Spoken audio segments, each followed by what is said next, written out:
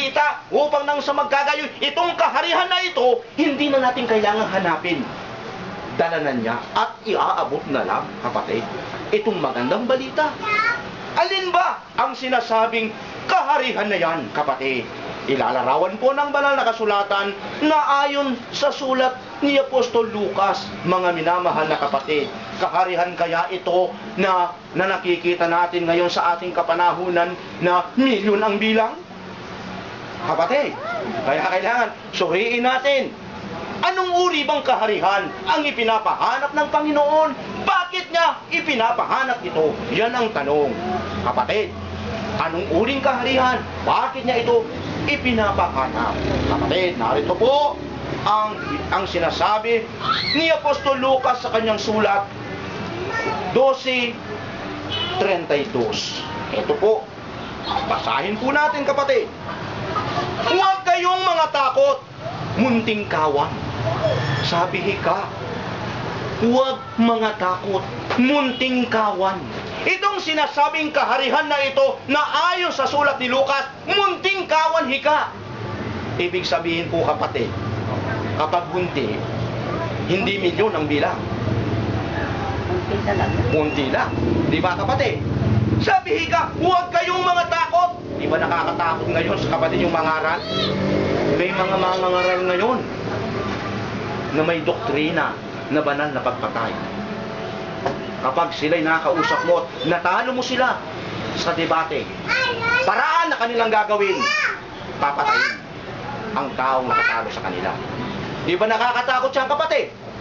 Kaya ang sabi, huwag kayong mga takot, munting kawan, sapagkat nalulugod na mainam sa inyong Ama ang sa inyo'y ibigay ang kaharihan. Ibigay, hika. Pag ibinigay, kapatid, hahanapin mo pa ba, kapatid? Di na. Iaabot na nga lang eh. Hindi na kailangan hanapin pa. Kaya doon sa sulat ni Apostol Pedro, hindi na kayo mag-ibang bayan na manlalakbay. Ibig sabihin, kapatid, yung manlalakbay, kung ilalarawan natin yung manlalakbay, may patungo dito, patungo doon, patungo doon. Di po ba ganun ang mga manlalakbay? Ibig sabihin, kapatid, nandito na tayo at nasumpungan ang iglesia. Ibinigay na ng Diyos ang kanyang kaharihan. Hindi na po kailangan na pupunta tayo dun sa kabila, Baptist. Hindi na po kailangan na pupunta tayo sa Jehovah o sa iglesia man ng ibang pananampalataya. Kung hindi bagkus, ang sabi nga ng ating kapatid na unang tumayong diakono, ipanatag po ang ating kalooban. Nandito, sa iglesia ng Diyos kay Kristo Jesus, dito po natin masusumpungan ang karunungan at ang kaligtasan na nilayo ng Diyos para sa mga tao na kanyang nilikha. Kapatid, ngayon mga minamahal na kapatid, alin ba itong hika, munting kawan? Buhat kanina sabi ko sa inyo, iglesia. Munti hikang kawan. Tingnan po natin kung alin ba itong iglesyang ito. Iglesia kaya ni Soriano ito? Iglesia kaya ni Mormons ito? O iglesia kaya ni Kristo ito? O ibang pananampalataya kaya na may pangalan na iba?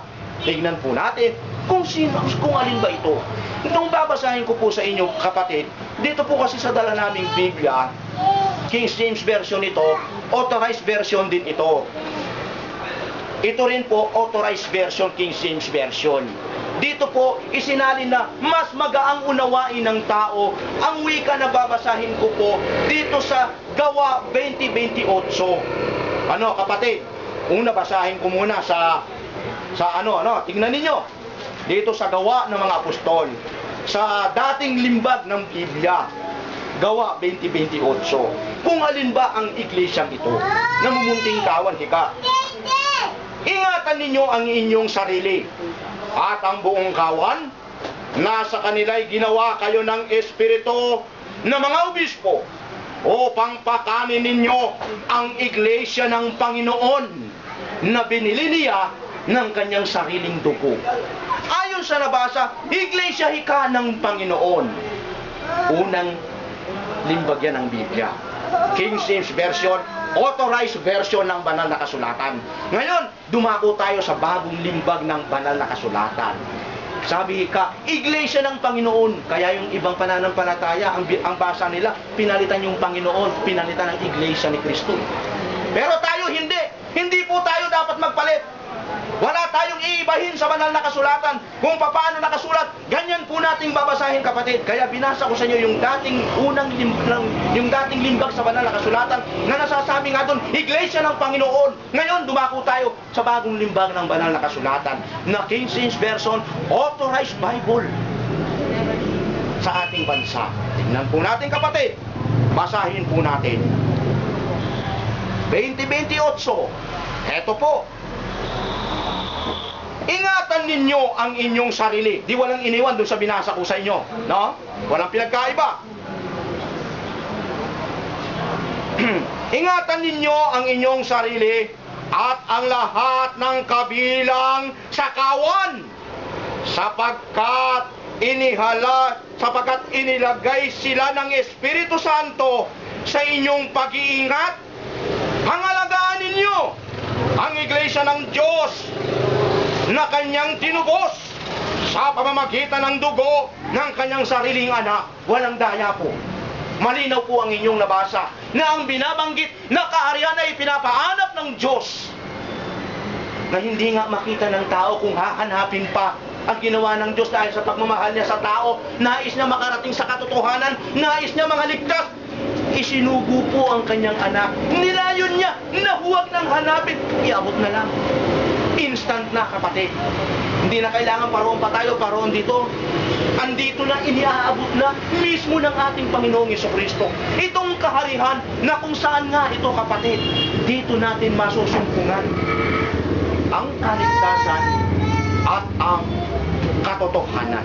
Walang iba na sambahayan ng Diyos, kundi ang iglesia ng Diyos kay Kristo Jesus, na dilit walang ibang tinubos ng ating Panginoong Jesucristo. Itong kanyang sambahayan, ang bahay po ng ating Panginoong Diyos, tinubos ng kanyang anak. Mga minamahal na kapatid, ngayon, lumako tayo sa isang katanungan. Bakit sa munting kawan ibinigay ang kaharian at ng katuwiran? Ang tanong, bakit hindi sa malalaking pananampalataya ibinigay ang karunungan at ang kaligtasan?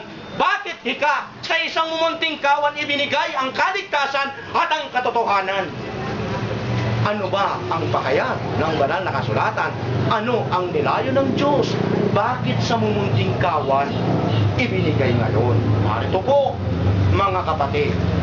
Kasi nga naman, kung sa tao magbibigay ka na rin lang, bakit di ba dun sa makapangyarihan na pwede mong asahan na tutulong sa'yo? Di ba, kapatid?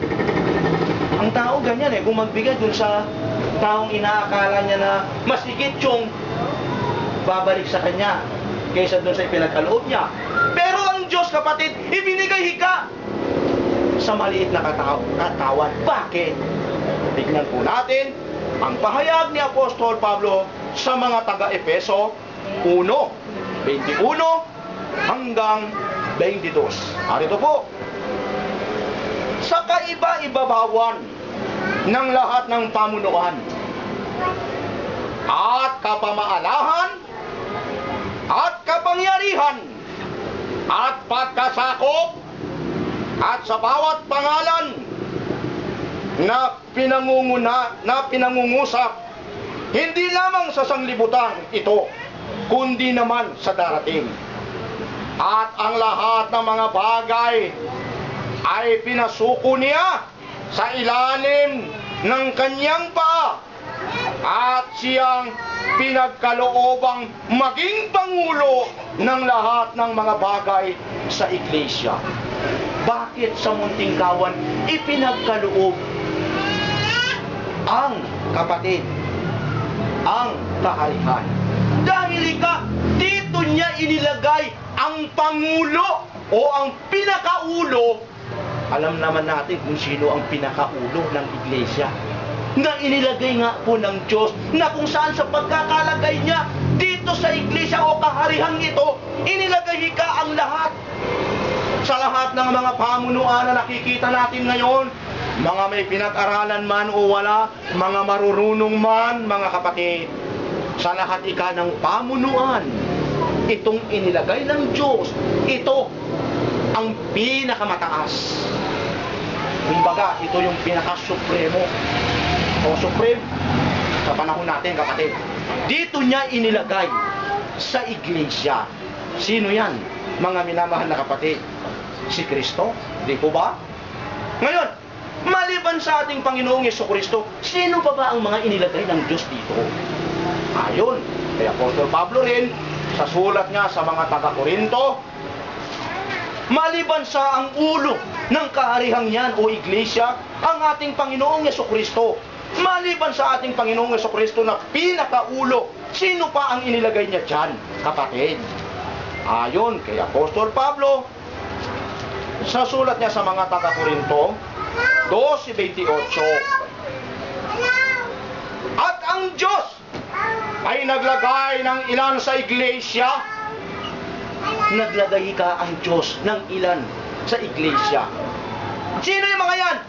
Unang-unay mga apostol, ikalaway mga propeta, ikatlo'y mga guro, saka mga himala, saka mga kaloob na pagpapagaling, mga pagtulong, mga pamamahala, at iba't ibang mga wika.